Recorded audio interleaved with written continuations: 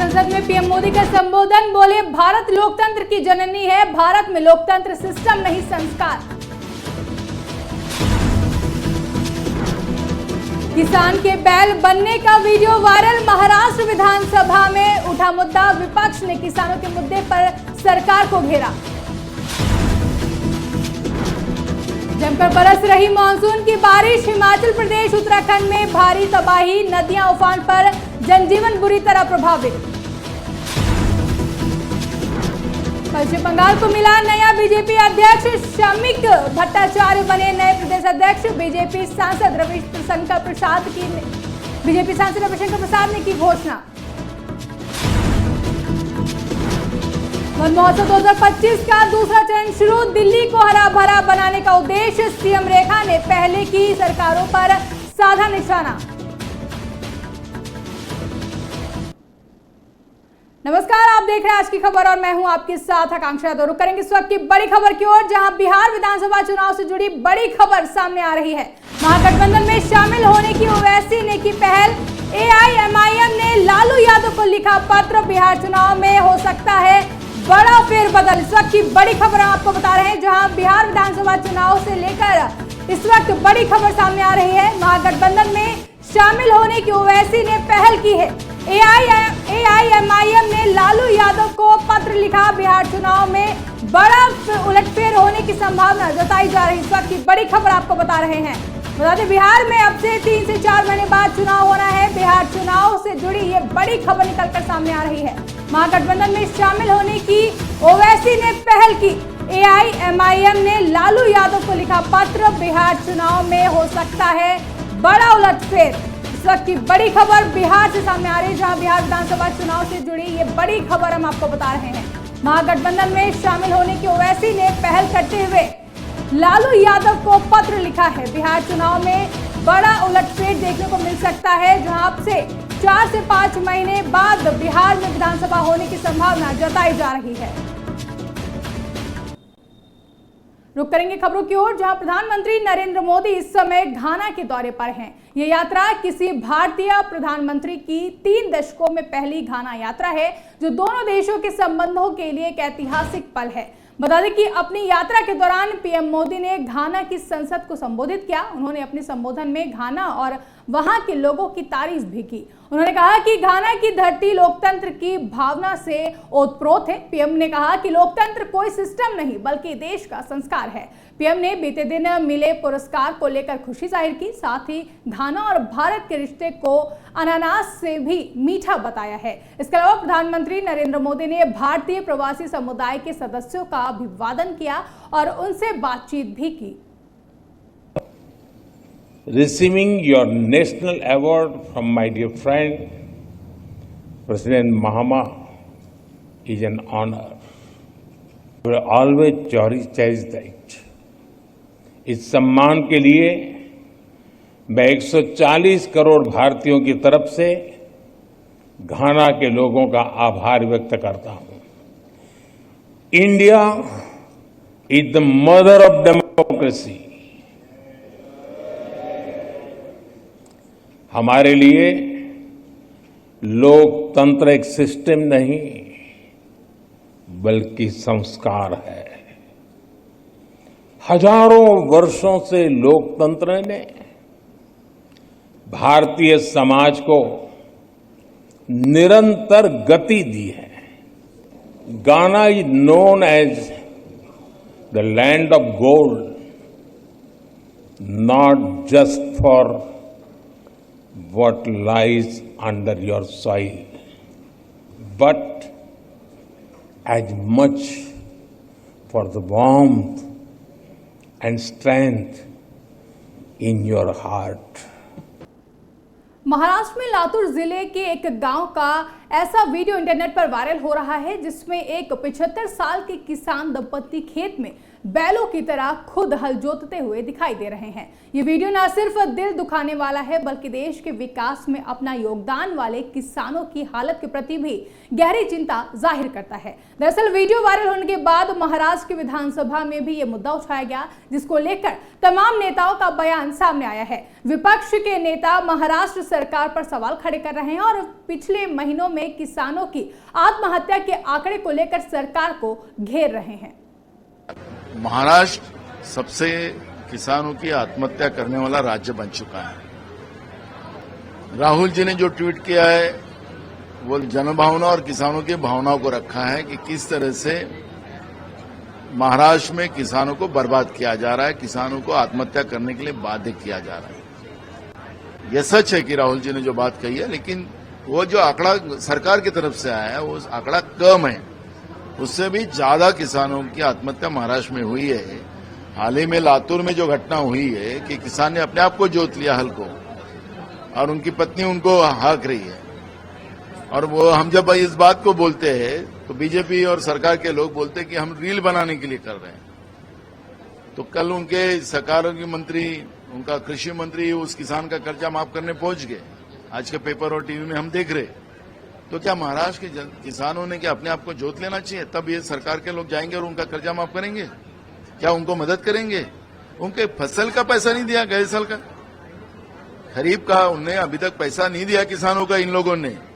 तो ये जो परिस्थितियां बनी हुई है और उसी की वजह से ये जो स्थितियां महाराष्ट्र की बनते जा रही है और किसान की आत्महत्या बढ़ते जा रही है, और इसलिए राष्ट्रीय नेतृत्व हमारे राहुल गांधी जी ने महाराष्ट्र के किसान को मुद्दे नजर रखकर ये सरकार को समझाने की कोशिश की है। सरकार अभी भी सुधर। आज हर भारतवासी का सर शर्म से झुक गया है। अगर हृदय है तो पीड़ा से भर गया होगा। एक फिल्म आई थी मदर इंडिया, तो हम कल्पना करते थे क्या ऐसा हो सकता है, पर मोदी जी आज आपने उसे पूरा कर ही दिया। लातूर जिला है, महाराष्ट्र की सरकार है, जहां ट्रिपल इंजन की सरकार है, केंद्र में भी, प्रदेश में भी, जिले में भी। और उस लातूर में एक महिला हल्की मूठ पकड़े हुए और सामने बैल नहीं, बैल की जगह एक बुजुर्ग उसके पति। इसलिए बैल मर गया है, खरीद नहीं सकते मोदी राज में। ट्रैक्टर का चुकाने का किराया नहीं है, अगर ट्रैक्टर चलवाएं तो फिर वही कहानी है कि एक आदमी बैल की जगह यानी जानवर बना दिया आपने इंसान को मोदी जी। और दूसरा, किस दुख के साथ मुक्ताबाई पवार ने वो हल्की मूठ पकड़ी होगी। ये वही महाराष्ट्र, ये वही देश है जहां 767 किसानों ने आत्महत्या कर ली। मोदी जी, आप अमृतकाल मना रहे हैं ना देश की आजादी का। आप चौथी बड़ी शक्ति बन गए हैं दुनिया के ना, तीसरे पे दस्तक दे रहे हैं। यही है आपका नया भारत। आप तो इस समय दुनिया घूम रहे हैं, घाना में स्वागत करा रहे हैं, पर जो हिंदुस्तानी इस तस्वीर को देख रहा है ना, वो आपके उन खोखले वादों पे हंस। देश भर के कई हिस्सों में मानसून की बारिश जमकर बरस रही है। खासकर हिमाचल प्रदेश और उत्तराखंड में बारिश से भारी तबाही हो रही है। भारी बारिश के चलते जिले में जगह जगह जल भराव की स्थिति पैदा हो गई है, जबकि कुछ जगहों पर लैंडस्लाइड और पेड़ गिरने की भी घटनाएं सामने आई हैं, जो कि खतरे की घंटी हैं। ऊना जिले की लाइफलाइन कही जाने वाली सोनभद्र नदी समेत सभी नाले और खड्डे भारी बारिश के कारण उफान पर हैं। इसके अलावा कई घरों और सरकारी भवनों में बारिश का पानी घुस गया है, जिसे निकालने के लिए फायर ब्रिगेड का सहारा लेना पड़ा। वहीं उत्तराखंड में भी अलकनंदा नदी उफान पर है, जिसने तमाम घरों, दुकानों और मंदिरों को अपनी चपेट में ले लिया है। इसके अलावा देश के अन्य हिस्सों में भी बारिश का भारी कहर देखने को मिल रहा है। एक चीज जो देखने को मिली है उसमें कि सबसे ज्यादा अगर नुकसान हुआ है तो हमारे सराज विधानसभा क्षेत्र के अंतर्गत हुआ है, और बाकी अगर नुकसान हुआ तो मंडी जिला के अंतर्गत नाचन विधानसभा, धर्मपुर विधानसभा क्षेत्र में, और उसके अलावा करसोग विधानसभा क्षेत्र में हुआ है। मेरे विधानसभा क्षेत्र में 30 लोगों की मिसिंग होने के बाद 9 लोगों की अब तक डेड बॉडी रिकवर हो पाई है। बाकी की अभी तक जो है वो जो उनका रेस्क्यू ऑपरेशन चलना था वो बहुत धीमी गति से, बहुत धीरे से चल रहा है। आज एनडीआरएफ इसमें एंटर की है। अभी तक एसडीआरएफ की टीमें थी, लेकिन सड़क की कनेक्टिविटी ना होने के कारण वहां दिक्कत आ रही है। इसलिए मुख्यमंत्री जी से भी बात की है मैंने, कल ईएनसी, पीडब्ल्यूडी और बाकी अधिकारियों से भी अगर बात की है तो मैंने कहा सबसे पहली प्राथमिकता है सड़कों को रिस्टोर करने की। सड़कें अगर रिस्टोर होंगी तो कम्युनिकेशन का सिस्टम भी मुझे लगता है कि धीरे धीरे जो है वो रिस्टोर हो पाएगा। वाटर सप्लाई और बिजली बिल्कुल बंद पड़ी है 4 दिन से, तो वो सारी चीजों को लेकर के सबसे पहली जरूरत सड़क की है। सड़क के रेस्टोरेशन का जो काम चला है, लेकिन उसको और गति देने की आवश्यकता है, ये हम कह रहे हैं। और चारों तरफ से जो एक परेशानी बन गई है, राशन लोगों को जो, क्योंकि बाजार तो बंद हो गया, रास्ते सारे टूट गए हैं, और ऐसे में राशन उनको हेलीकॉप्टर के माध्यम से वहां पर पहुंचाना, अलग अलग जगह मैंने पॉइंट्स लिखा दिए थे एडमिनिस्ट्रेशन को। मैं उम्मीद करता हूं कि वहां पर वो करेंगे। एक्चुअली ये जो है ये रात को ज़्यादा बारिश होने के कारण ये रात को ही गिरा था, और इससे पहले जो हमारा मुनकुटिया जोन में है वहाँ भी काफ़ी मलबा गिरा था। तो उसकी मलबा साफ कराने के बाद और उसके बाद हम आगे निकले तो आगे यहाँ जो ये पुरानी छोटी पार्किंग है यहाँ पे भी काफ़ी मलबा गिरा है, अभी भी जेसीबी लगी हुई है। तो रेस्क्यू करीब जो है 1500 से 2000 के बीच जिनके द्वारा यात्रा की जा चुकी है, और कुछ जो जाने वाली यात्री है 15 से 2000 के बीच में इनके हमारे द्वारा रेस्क्यू किया गया है। एक्चुअली बंगाल में अगले साल विधानसभा चुनाव से पहले प्रदेश भाजपा को नया अध्यक्ष मिल चुका है। बता दें, राज्यसभा सदस्य और पार्टी के वरिष्ठ नेता शमिक भट्टाचार्य को आधिकारिक तौर पर बंगाल भाजपा का अध्यक्ष घोषित कर दिया गया है। कोलकाता के साइंस सिटी में आयोजित अभिनंदन समारोह में पूर्व केंद्रीय मंत्री रविशंकर प्रसाद ने उनके नाम की घोषणा की और उन्हें अध्यक्ष पद पर चुने जाने का प्रमाण पत्र सौंपा है। बता दें कि शमिक निर्विरोध प्रदेश अध्यक्ष चुने गए हैं, जिसको लेकर तमाम भाजपा नेताओं का बयान सामने आया है। उनका कहना है कि टीएमसी की सत्ता को जड़ से उखाड़ के फेंकना ही अब हमारा लक्ष्य है। पूरा पश्चिम बंगाल की जनता का एक ही मूड है, तृणमूल कांग्रेस का विसर्जन, और वही हमारा स्लोगन है 2026 से निर्वाचन, तृणमूल विसर्जन। हम लोग विश्वास रखते हैं कि चुनाव आयोग जिस तरीके से चल रहे आने वाले दिन में उसका बड़ा सफलता मिलेगा। और Bharatiya Janata Party we are also keeping a strong vigil on it inter process how it is going on. तो इस बार एकदम कोई चूक नहीं होगा, एक फ्रेश वोटर लिस्ट के ऊपर चुनाव होगा। और पश्चिम बंगाल की जनता चाहे गोली चले, बोमा चले, कुछ भी कर ले, लेकिन वो लोग बाहर आएगा और इस सरकार को उखाड़ कर फेंक। बीजेपी का सरकार बन चुका है, वो जनता का सरकार होगा। बीजेपी का हाथ में कुछ नहीं है। जनता ने बाइनरी सेट कर दिया। 2019 में वो बाइनरी कालीगंज में भी ठीक था, अभी वही बाइनरी है पूरा पश्चिम बंगाल। कि आज सर्वानुमति से शमिक भट्टाचार्य का चुनाव हुआ, उन्हें बहुत बधाई देता हूं। मैं युवा मोर्चा के दिनों से जानता हूं उनको, मैं उनके साथ विदेश भी गया था अभी यूरोप में, पहलगाम के मामले को लेकर लीड करते हुए। समर्पित नेता हैं। और आज के दिन मुझे एक और बात कहनी है, नरेंद्र मोदी जी को जिस प्रकार से घाना में वहां का सर्वश्रेष्ठ अवार्ड दिया गया है, ये 24वां अवार्ड दिया गया है।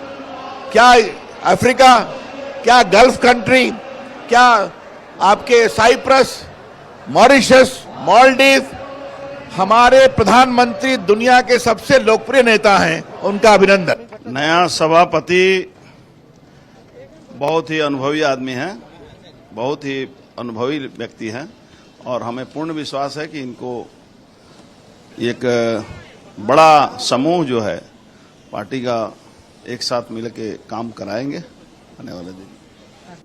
बहुत गुड सिलेक्शन है। चैलेंज तो गुंडागर्दी और मुसलमान है, चैलेंज कुछ नहीं है। दिल्ली में वन महोत्सव 2025 के तहत एक पेड़ मां के नाम अभियान का दूसरा चरण शुरू हो गया है। इस मौके पर मुख्यमंत्री रेखा गुप्ता ने कहा कि ये आयोजन दिल्ली के पर्यावरण के लिए एक नया अध्याय जोड़ रहा है। उन्होंने कहा कि पिछली सरकारों ने इन कार्यक्रमों में कभी भी हिस्सा नहीं लिया। दिल्ली में इन वन महोत्सव को लेकर अन्य नेताओं का कहना है कि दिल्ली वन महोत्सव 2025 दिल्ली के लिए एक नया मील का पत्थर है। उन्होंने कहा कि ये कदम दिल्ली को स्वच्छ और हरा भरा बनाने की दिशा में एक महत्वपूर्ण साबित होगा। आज वन महोत्सव के रूप में दिल्ली में एक नया अध्याय जुड़ रहा है। एक पेड़ माँ के नाम सीजन 2, क्योंकि इससे पहले के इस वृक्षारोपण कार्यक्रम में पिछली सरकारों ने कभी हिस्सा ही नहीं लिया। उन्होंने कभी दिल्ली के पर्यावरण के लिए चिंता ही नहीं की। पेड़ लगाने की और किसी का ध्यान ही नहीं था। मुझे खुशी है कि दिल्ली सरकार 2025 में जो वन महोत्सव कर रही है, इसमें दिल्ली के हर एक निवासी की हिस्सेदारी सुनिश्चित करेंगे। हर एक व्यक्ति जो समाज को दिशा देता है, उसकी भागीदारी सुनिश्चित करेंगे। हर एक के द्वारा पेड़ लगाए जाएं, क्योंकि पेड़ केवल पर्यावरण को श्वास नहीं देंगे, वो हमारी आने वाली पीढ़ियों के लिए भी एक श्वासदेही और हवा को साफ सुथरा करने वाला एक यंत्र। दिल्ली वन महोत्सव 2025 ये दिल्ली के लिए एक नया मील का पत्थर है, क्योंकि जब प्रधानमंत्री जी ने पिछली बार एक पेड़ मां के नाम से एक मुहिम को शुरू किया, दिल्ली के मुख्यमंत्री ने कहा कि नहीं, मैं तो नहीं लगाऊंगा पेड़ अपनी मां के नाम से, क्योंकि मोदी जी ने इसका नाम दे दिया है। इस तरह की मानसिकता के कारण दिल्ली का जो नुकसान हुआ, उसकी भरपाई करने का काम हमारी दिल्ली की माननीय मुख्यमंत्री रेखा गुप्ता जी कर रही हैं। दिल्ली विकसित तभी होगी जब दिल्ली हरी होगी, जब दिल्ली के लोग साफ सांस ले पाएंगे, साफ हवा होगी। इसके लिए ये बहुत आज का ऐतिहासिक दिन है। इस दिन से शुरुआत हो रही है दिल्ली में 70 लाख पेड़ लगाने की। इस दिन से शुरू हो रही है दिल्ली के जन जन की इसमें भागीदारी की, स्कूल हो, कॉलेज हो। और ये एक ऐसा अध्याय लिखा जा रहा है, जब आज आप हमारी प्रदर्शनी में आएंगे तो आप ऐसे अनेकों यूनिक पेड़ देखेंगे जो आपने पहले ना देखे होंगे। कोई 200 साल पुराना है, कोई 300 साल पुराना है, कोई 50 साल पुराना है। हम दिल्ली के लोगों को वन के साथ, फूलों के साथ, पेड़ों के साथ जोड़ने का काम ये वन महोत्सव करेगा। फिलहाल के लिए खबरों में बस इतना ही। ऐसी तमाम बड़ी खबरों के लिए आप देखते रहें आज की खबर।